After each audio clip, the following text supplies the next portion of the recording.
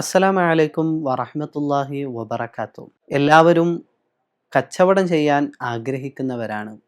നഷ്ടമില്ലാതെ ലാഭം മാത്രം കൊയ്തെടുക്കുവാൻ കഴിയുന്ന കച്ചവടം, ലാഭം ലഭിച്ചുകൊണ്ടേയിരിക്കുന്ന കച്ചവടത്തിന് നമ്മൾ ആഗ്രഹിക്കുകയും കൊതിക്കുകയും ഒക്കെ ചെയ്യുന്നുണ്ട്.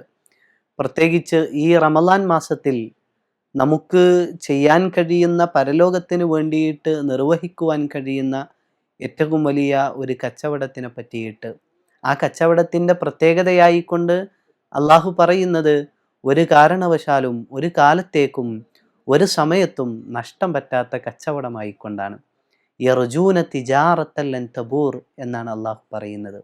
സൂറത്തു ഫാത്തിറിലെ 29-ാമത്തെ വചനത്തിൽ അള്ളാഹു പറയുന്നുണ്ട് 3 കാര്യങ്ങൾ. ആ 3 കാര്യങ്ങൾ നഷ്ടം പറ്റാത്ത കച്ചവടമാണ് എന്ന്.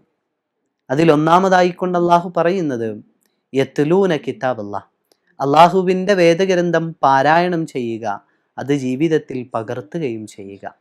2, നമസ്കാരം, ജീവിതത്തിൽ നിർബന്ധമായിട്ടുള്ള നമസ്കാരം നിലനിർത്തുക, ജമാഅത്തായിക്കൊണ്ട് തന്നെ കഴിവിൻ്റെ പരമാവധി പള്ളിയിൽ നിന്ന് ജമാഅത്തായിട്ട് നിർവഹിക്കുവാൻ നമുക്ക് കഴിയണം.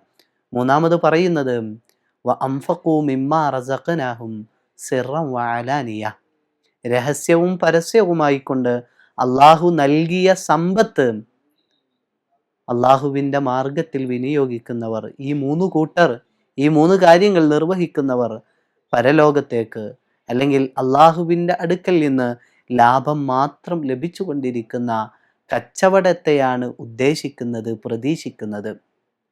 എന്നിട്ട് അള്ളാഹു പറയുന്നത് ലിയുവഫിയഹും ഉജൂറഹും, അവരുടെ പ്രതിഫലങ്ങൾ ഞാൻ അവർക്ക് പൂർത്തീകരിച്ച് നൽകും.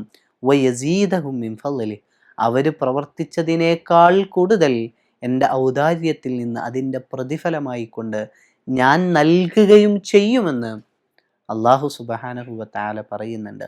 ഈ റമളാൻ മാസത്തിൽ നമുക്ക് ഈ 3 കാര്യങ്ങൾ നിർവഹിക്കുവാൻ കഴിയേണ്ടതുണ്ട്.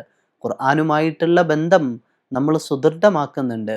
നമസ്കാരം കഴിവിൻ്റെ പരമാവധി നമ്മൾ ജമാഅത്തായിട്ട് നമസ്കരിക്കുകയും ചെയ്യുന്നുണ്ട്. ദാനധർമ്മങ്ങളിൽ നമ്മൾ പ്രത്യേകം ശ്രദ്ധ പുലർത്തുകയും ചെയ്യുന്നുണ്ട്.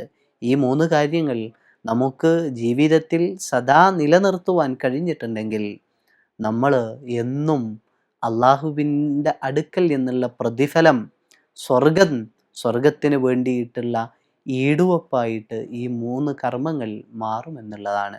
അങ്ങനെ സ്വർഗത്തിന് വേണ്ടിയിട്ട് ഈ റമളാനിലും തുടർന്നും നമുക്ക് പ്രവർത്തിക്കാം.